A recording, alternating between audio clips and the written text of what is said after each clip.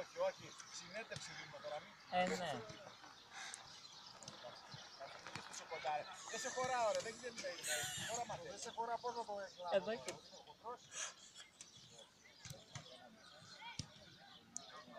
Δεν τους κάνεις πολύ προπόνηση, ήδη κουράστηκαν μερικοί, βλέπω.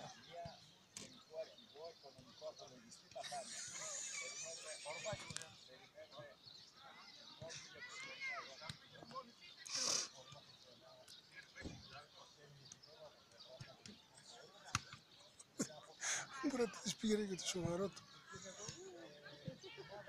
Τι ώρα φοράει τι, παπούτσια. Τι νούμερο φοράει. Τι φανέλα καλέ. Γιατί πιο μεγάλη του Δημήτρη θα φοράει. Πάντα όλες οι φανέλες του έτσι είναι τους Άγιοι, μέχρι εδώ με τα γόρατα. Α, τι νούμερο. Το 11 το έχει ξαναφορέσει. 11 φοράει τώρα και 14 σου. Όχι, όταν θα αρχίσει, είδατε κάτι να του πω.